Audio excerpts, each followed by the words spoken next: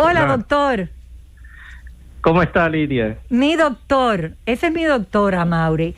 Ese es el doctor Sócrates Bautista. Sí, mi amigo. ¿Tu amigo? Sí. El doctor Sócrates Bautista es un campeón frente a las enfermedades inflamatorias intestinales. Aunque él solamente te saludó a ti, pero él es mi amigo, mi llave. Hola. Te saluda Mauri García. Mauri, ¿cómo está? Un abrazo grande. ¿Cuánto tiempo? Hace bastante. ¿Cómo estás, hermano? Muy bien, gracias. Sócrates, yo estaba comentando que hoy se celebra el día de concientización sobre estas enfermedades inflamatorias intestinales. Tú eres en República Dominicana quien lleva la bandera en este sentido. Eres la primera persona que yo escuché pensar, él lo pensó, pero yo lo escuché, que él lo pensó, en una enfermedad inflamatoria en mí. Nadie había pensado en eso. No, tú lo que tienes es un colon irritable, porque el novio, la medicina, la iglesia. Bueno, en esa época yo era estudiante. Tú eres estudiante, la universidad entonces. Y Sócrates me dijo, Lidia, ya muchos años después, sí. Lidia, eso no es un intestino irritable, porque Sócrates se entrenó en Argentina en enfermedades inflamatorias. Tú sabes que en Argentina saben mucho de esto, pero yo no voy a hablar más, Sócrates. Cuéntanos tú, ¿por qué en el mundo se celebra un Día Mundial de Concientización frente a estas enfermedades inflamatorias de intestino? Sí, fíjate, las enfermedades inflamatorias es una condición que tienen muchos pacientes que están genéticamente predispuestos y ante un gatillo que no se sabe cuál es, pero se ha visto que en países como el nuestro o en países desarrollados la incidencia ha ido aumentando significativamente y cada día son más. ¿Será porque se diagnostican, se investigan más? ¿Será esa la razón? Bueno, se piensa, pero realmente no sabemos qué es lo que está pasando, por qué tantos pacientes, y cada día aumenta la incidencia. Se habla mucho de la contaminación del ambiente, se habla mucho de que ahora mismo los hábitos alimentarios han cambiado. Fíjate que antes, cuando yo estaba en la universidad, por ejemplo, para yo comerme uno de esas hamburguesas por ahí, eso yo lo escuchaba con los muchachos que iban a Estados Unidos, pero yo en mi vida había probado eso. Bueno, al punto, Sócrates, que mucha gente empezó a definir el desarrollo de la República Dominicana cuando llegaron esas comidas rápidas. Ya somos un país avanzado, mira, ya aquí hay esto o aquel. Sócrates, precisamente. Y el problema es que no es solamente la hamburguesa, es la papa frita, es la soda, todo eso al intestino le hace daño. Entonces, sigue tú. No es que le hace daño al intestino, es que no se sabe qué es lo que está pasando, y hay muchos genes que están envueltos en esto, por eso es una condición que están dentro de las llamadas enfermedades inmunomediadas, ¿me entiendes? Entonces, ¿pero es una enfermedad o es una condición? Es una condición que obviamente nosotros la podemos frenar con medicamentos y el individuo hacer su vida completamente normal. O sea que se cura. No se cura. No se cura. Se controla. Porque es que no sabemos el por qué. Ok. Y hay muchas recidivas. Entonces hay dos enfermedades. ¿Qué quiere decir que hay muchas recidivas, Sócrates? O sea que el individuo entra en remisión, pero puede recaer. Remisión quiere decir que se controla, pero puede volver para atrás. Exactamente. Ok. Pero siempre que vuelve para atrás la enfermedad, nosotros tenemos que buscar el por qué. Porque a veces es por gérmenes oportunistas, como por ejemplo un virus que es el citomegalovirus, ahora que los virus están tan de moda, en boga como es el tema de COVID, Puede ser por una bacteria oportunista, como una que se llama Clostridium difficile, en nuestro medio hasta por una ameba. Sí. O sea que hay siempre que buscar el por qué el paciente puede descompensarse. Por eso es tan importante los grupos de trabajo. ¿Grupos de apoyo? ¿Perdón? ¿Grupos de apoyo sería? Grupo de apoyo está dentro del grupo de trabajo. Por ejemplo, nosotros tenemos la fundación, que es un grupo de apoyo de los pacientes, pero también tenemos grupos de trabajo. Por ejemplo, tenemos a varios médicos que trabajamos juntos, y ya hay varios grupos en el país que se dedican a buscar, a pesquisar y a tratar esos pacientes, porque realmente el tratamiento de un paciente con enfermedades inflamatorias debe de ser multidisciplinario. O sea, tiene que estar paciente con médicos, nutriólogos, necesitamos gastroenterólogos, necesitamos cirujanos, necesitamos radiólogos, necesitamos laboratoristas, pero espérate, necesitamos patólogos. Tú no has mencionado lo principal, Sócrates. ¿Cuál? Cardiólogos. Psiquiatras, psicólogos, porque el estrés... Sí, definitivamente. O sea, que forma parte también de ese grupo de trabajo. Porque el estrés puede ser un disparador, ¿verdad? Sí, definitivamente, sobre todo en la colitis ulcerosa, se ha visto que los jovencitos, cuando empiezan en etapa muy temprana de la vida, muchos pacientes, nosotros veíamos eso yo lo veía mucho en Argentina, que después de la muerte de un primo, un hermano, el padre o la madre, se desencadenaba la enfermedad. Fíjate que en un momento de estrés importante podía empezar la enfermedad. Sí, o sea que... Bueno, sobre todo la colitis ulcerosa. Y fíjate, Sócrates, que yo mencionaba antes de que entrara tu llamada, en el caso, por ejemplo, de una enfermedad de nuestro sistema de defensa, de esas enfermedades autoinmunes, como es el caso de lupus, dentro de los aspectos fundamentales de esa enfermedad está el hecho de que ese paciente tiene que restringirse de situaciones estresantes. ¿Entiendes? O sea, el lúpico, el paciente con lupus, y el paciente entonces que nos toca hablar en el día de hoy con el doctor Sócrates Bautista, es precisamente el caso de cómo se afecta a través de un tono simpático muy exacerbado, un paciente estrésico. O sea que eso es fundamental. No, definitivamente es así. Y saber comer, tú mencionaste el nutricionista, pero mencionaste cirujano. ¿Por qué mencionaste cirujano? Tú sabes que a veces los pacientes no lo podemos controlar, sobre todo la colitis ulcerosa, o el paciente nos llega ya muy tardío. Entonces, si es un Crohn, por ejemplo, el paciente puede estar ya con una estenosis muy importante, y por más medicamentos que tú le des, no va a mejorar. Entonces, hay que intervenir quirúrgicamente al paciente. Ahora, lo que se va a intervenir es en un intestino enfermo, no en un intestino sano. Entonces, el cirujano que vaya a trabajar ahí tiene que saber realmente, que conocer a dedillo la enfermedad y poder hacer la cirugía correcta, porque también un paciente que está con una cirugía mal hecha puede entonces tener repercusiones peor a veces que la misma enfermedad. Doctor Sócrates Bautista, usted ha hablado de una enfermedad y no hemos ido de inmediato por una pregunta de la doctora Lidia Soto a un tratamiento, pero la colitis, en el caso de la colitis ulcerativa, ¿cuál es la manifestación o cuáles son las manifestaciones que dan inicialmente esta enfermedad? Dolor de barriga y diarrea.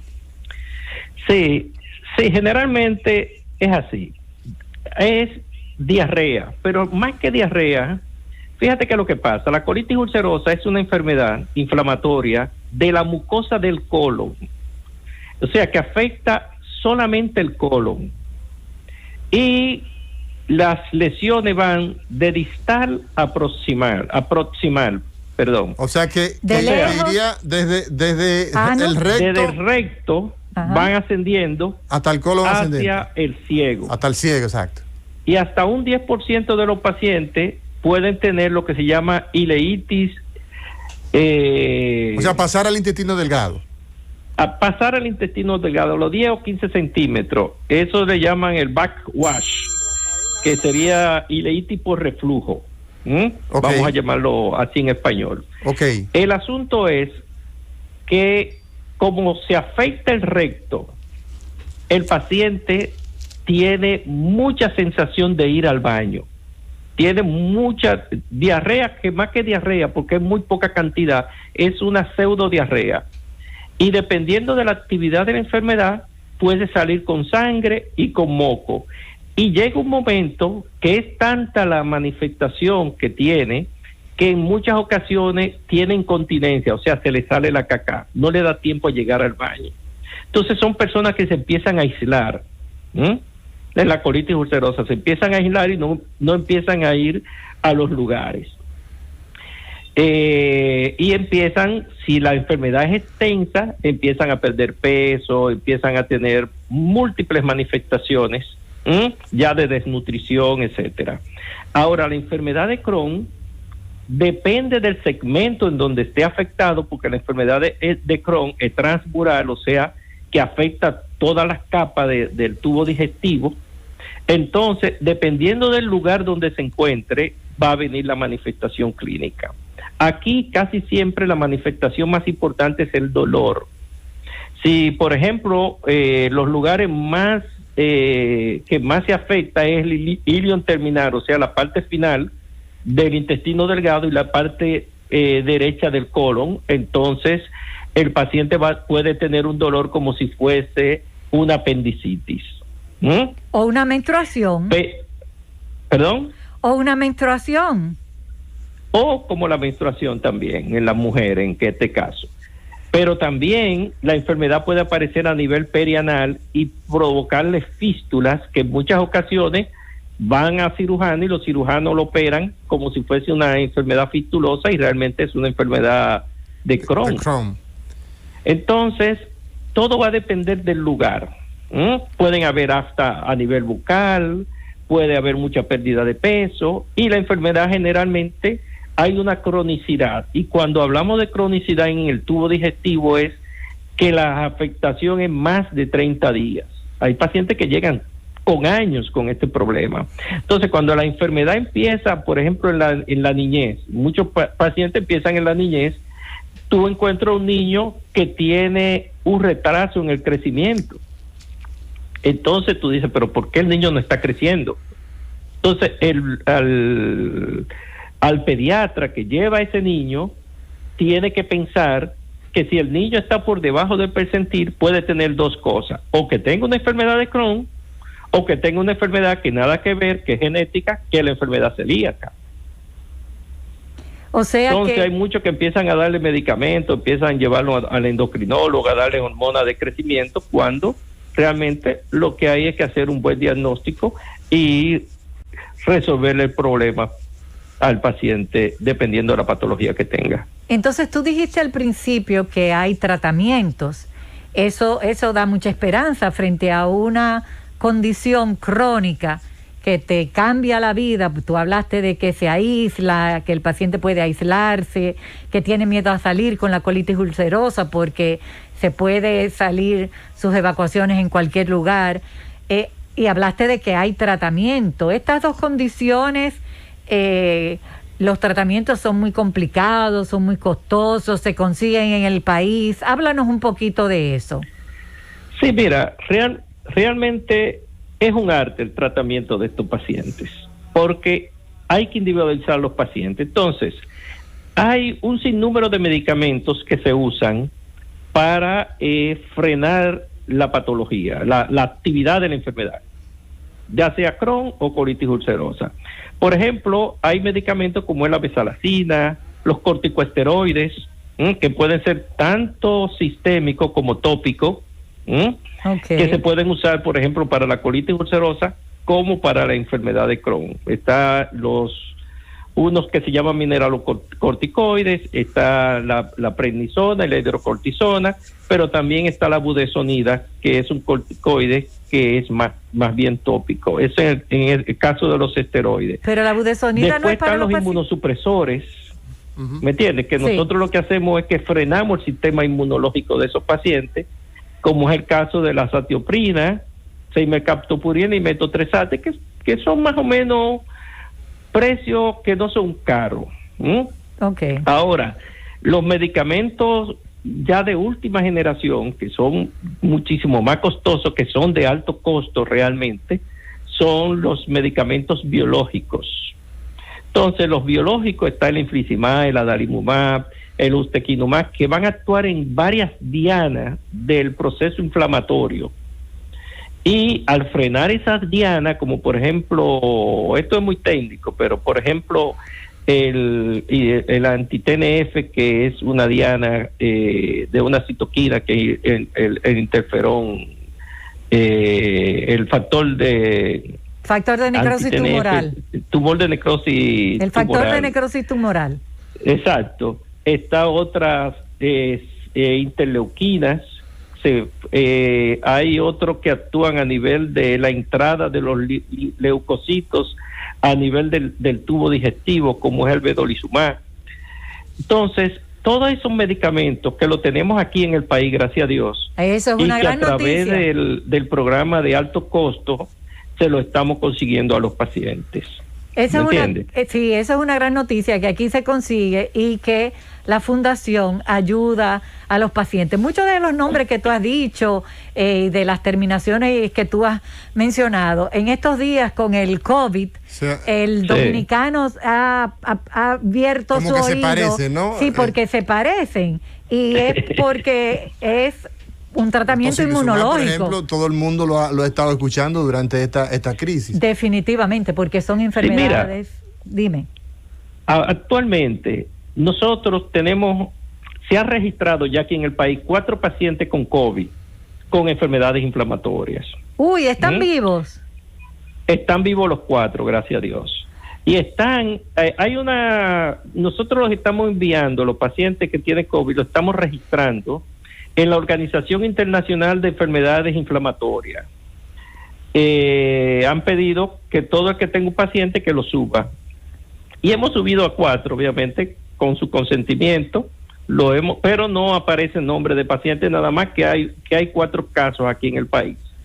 O sea, y se ha visto que esos pacientes que están usando medicamentos biológicos, que ya de hecho tú le tienes el sistema inmunológico frenado, sí, tú le tienes un freno en el sistema inmunológico,